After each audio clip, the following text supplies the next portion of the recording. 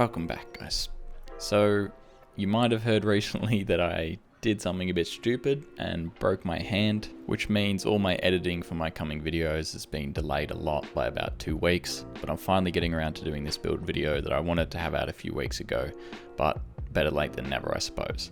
Now, this video won't have any amazing editing or anything because I just can't do that at the moment, but hopefully it will give you all the information you need and everything you need to see so that you can build this base for yourself. Now, of course, I'd just like to ask if you enjoy the video or you just want to help the channel grow, hit that like button, it really helps out. And if you also haven't subscribed, hit that subscribe button.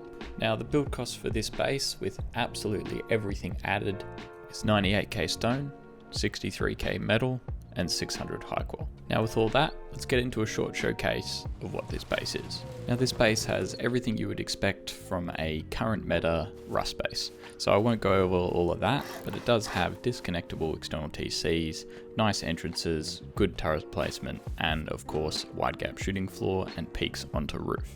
Now the whole idea I built this base around is the Dutch law's offset bunkers, which are pretty insane. So all credit to him, who I believe was the guy who figured it out. I don't even know how. The size of the brains on these guys are insane. Now, as I was building and trying to come up with a base that I could use these bunkers in when I saw it, I wanted to do something that wasn't on the bottom floor of a base. So I came up with an idea of kind of ground bunkers in a higher loot room.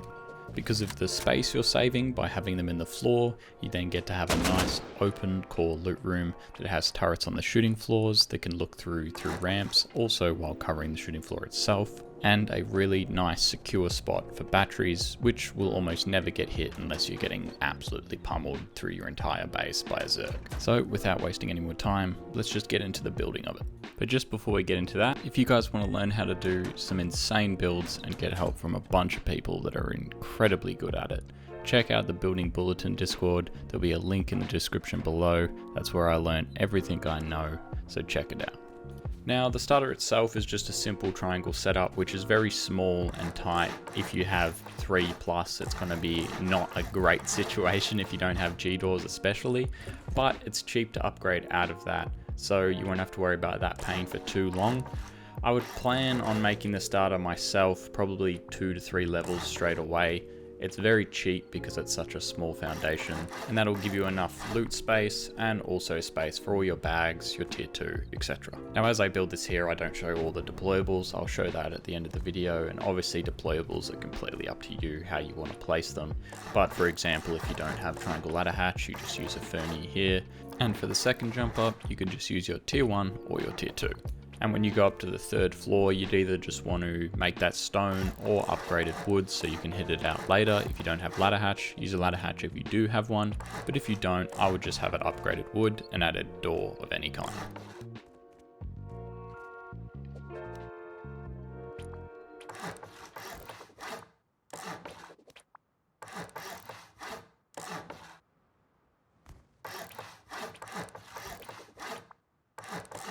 So once you're doing all that, my next step would then be doing external TCs. And doing external TCs will prevent you from getting griefed in any way, which is something you want to do as quickly as you can to avoid that. So to do that, you obviously need to do your bottom peaks, which means you need to do your offset bunkers. So you repeat what I do here, then do a triangle and a square, and then you do 15 triangles out from the side of that square, and then one more square. Then you delete all those triangles, the square and the triangle right at the end, and you simply square your way back. And what you'll get at the end, if you've done it correctly, which I'm sure you will, is a triangle that you can't place in the middle there, which will leave you with a gap. You repeat that on all 3 sides with a raised triangle at the end of that square, and you have your offset bunkers sorted, and it should look like this. Now once you've done that, you want to do your wide gap shooting floor footprint, which is 3 squares out from the raised triangle that isn't coming off the offset bunker but off the main base itself. Then triangles in. I have symmetry on here, so I want to get rid of this. There you go. Okay, and then square, triangle, square, triangle. Do that on both sides. And then you're going to remove the squares and the triangle itself. do a triangle off one of the sides and add a square, and then do 2 triangles off these and remove those as well. And with that, you have your footprint pretty much done. Then you want to move on to doing your external TCs, and what I would do is also my entrances to the compound, so I can get a compound up early and start running large fernies, as I like to then start upgrading with metal as I go. Now these entrances are completely up to you and how you want to do them. This is how I did it here, but I also then added barricades and didn't do turret placements, so I forgot that as well. After that, you want to build 4 squares out, then do 2 half walls aiming in, and this is where your TC will go. Now you need those half walls for the stability of the disconnectable TC, like so. You do frames out from each side and they will connect, and then if you put a roof on that square, it'll remove the middle frame, which means if your core TC gets destroyed in a raid, you can replace your main TC easily without having to destroy your externals. Now, walls is the next thing, and it is definitely something I recommend you do on a build server just to get the feel of how to do it. This is something that you don't really want to get wrong. It's not the biggest problem, but for my OCD and wanting it to look perfect, I like getting it right. So it's something I recommend practicing. This will take 4 walls on each side, so 16 as usual with most bases this size. Now, once you've done that, you can get your barricades down. Again, here I didn't add the turret pods, which is something you either want to do with a raised square and the pods underneath those roofs there, or on the top. I just forgot while I was doing this build and recording it, so that's not there. But as I showed in the showcase, you want to have turrets on these entrances. Now, once you place the barricades, you'll have a sealed compound, so if you either have someone watching fernies, or you're able to get a windmill down, or even a generator, you can start running fernies and start upgrading in metal, which is what I would strongly recommend you do. And with that being said, the next step I would probably go on to doing is upgrading the base a little bit first. So I would upgrade probably the first 2 levels to sheet metal, maybe even high qual if I had a bunch of it, but I would probably save that high qual for the bunkers themselves. Now, once you've upgraded, you're going to start with your inner peaks, which I admit are not that amazing, but I kind of sacrifice the peaks for the bunker setup, which makes them a bit stronger and adds an extra wall. So on these squares, you need to make sure that you do a double half wall. That is also a stability thing, which is just ridiculous. I don't know how people work this stuff out. But apart from that, just follow everything I'm doing here. It's pretty straightforward. You just rinse and repeat it on all 3 sides. And then you'll have a sealed peak down area that gives you some more space to put loot just in the bottom of the peaks. And if you get turrets again earlier that you set up off an external TC or something like that, you can even set up some turrets in case you're worrying about an early raid from a certain group. But I'll just let this play, just copy all of this, it's pretty straightforward.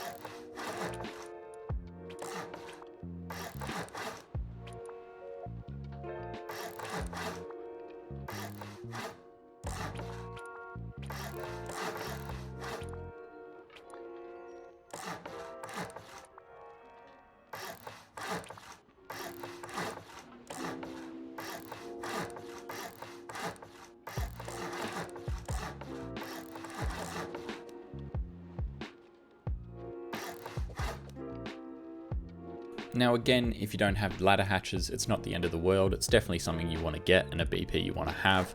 But if you don't have it straight away, there is ways that you can just add ladders to the side of the windows and you can still get up that jump up, or you can just add triangles and it will be easy to jump up as well. Now I do add triangles here across the top, which I then delete. Don't worry, it is correct. I just kind of did it in the wrong order, but I correct that later.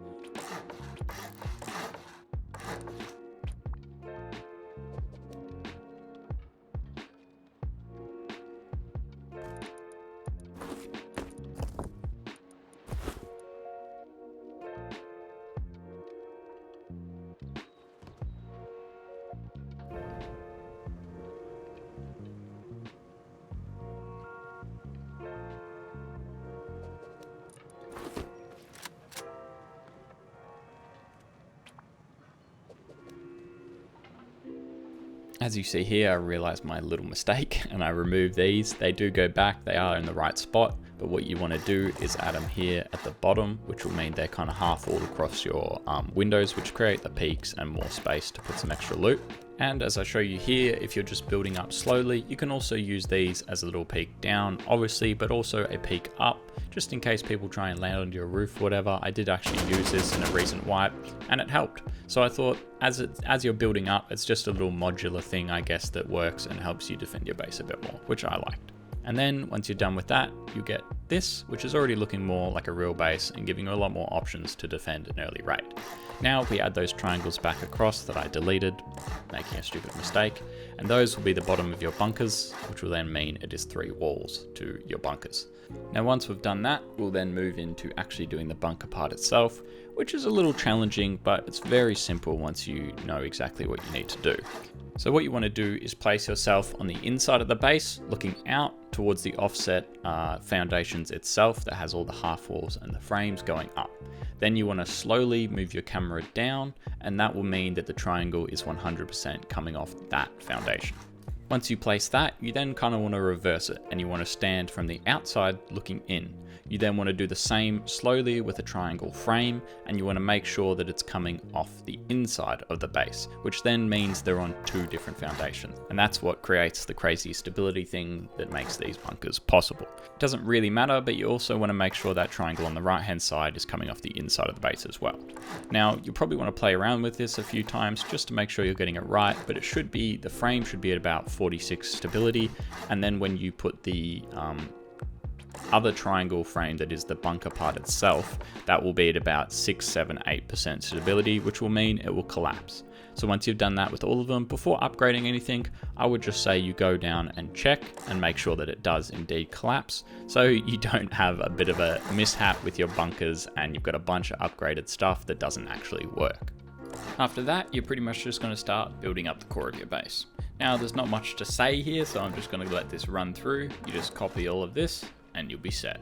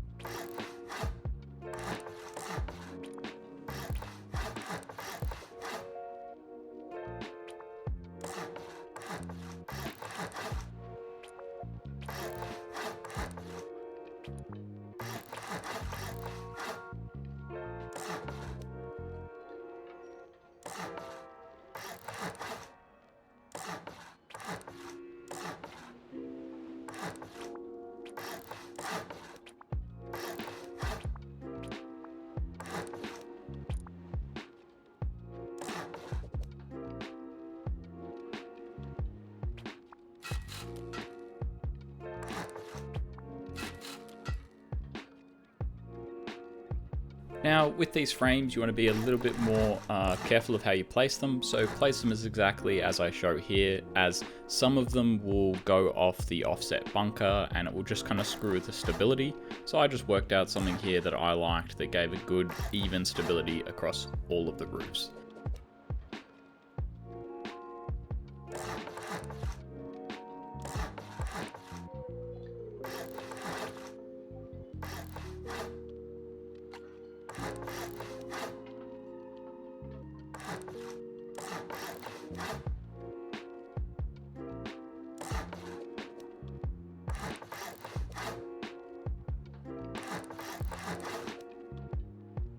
Next up, we finish all of the chutes that will go to the roof and also the entrances to the bedrooms that are on shooting floor.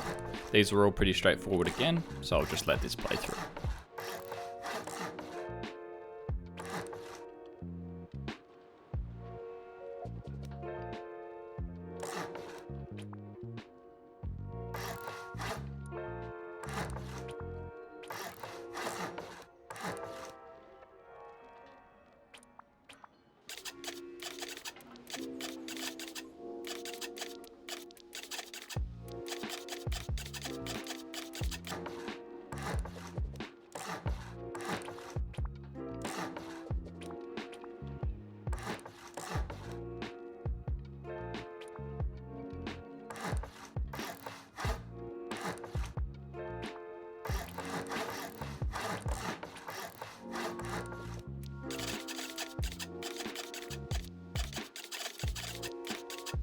Once you've done that, it should look like this, and then you do your bedrooms and your battery rooms, which are very straightforward.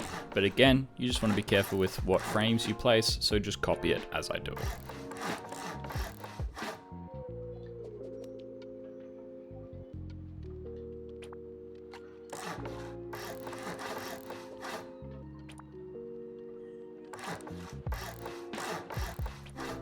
Once you've done that, you're going to have a base looking like this, which is already looking kind of chunky and has given you some options to peek out of. But next thing you want to do is get your shooting floor done. So I would probably do most of this in metal by this point. If you have already been running Fernies, I would have most of this upgraded in metal, as for starters it's cheaper, and that is obviously what you want to go to eventually. Now the shooting floor is pretty straightforward, so I'll show you this first one, and then of course you just repeat that on the 3 sides and you're set.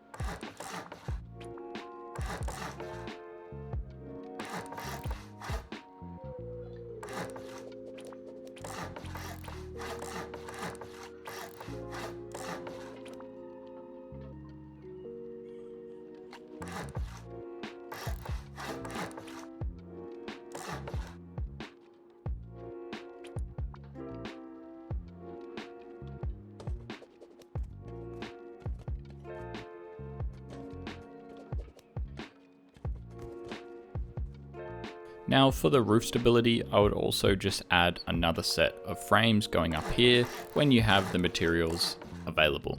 I only showed doing one side here, but I would do both sides of this in a triangle just to add more stability and max it out.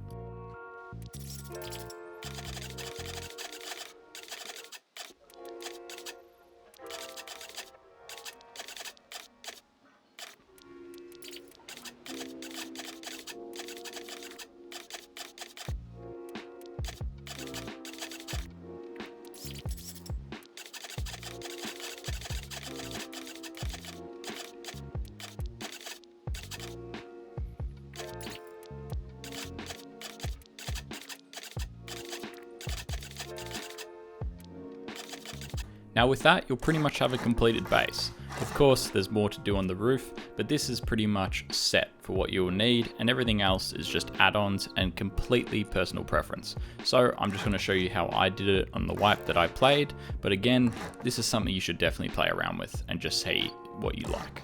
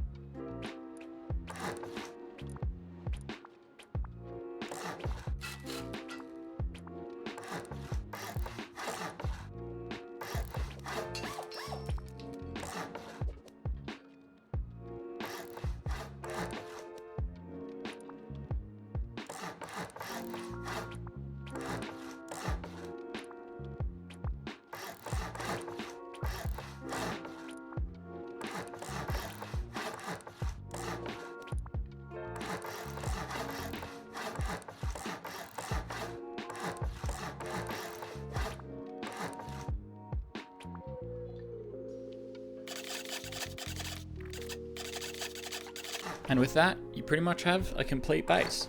Now I am just going to show a walkthrough of the base so you can see all the deployables that I place and how I place them. If you want to copy directly from me, you can do that. I won't talk over that. Again, this has not been an easy video to get done with my current situation, but I still just want to get it out there. So I apologize for the bad editing and nothing very interesting, but it is a build video, so I hope you've just learned how to build the base, because that's essentially what this is for. So again, thank you for watching, guys. I hope the next video will be a standard kind of gameplay video. I have a lot of content saved up that I can edit, but I just haven't been able to with my current situation. But hopefully soon, within the next few weeks, I'll get back into a good rhythm. Thank you, guys.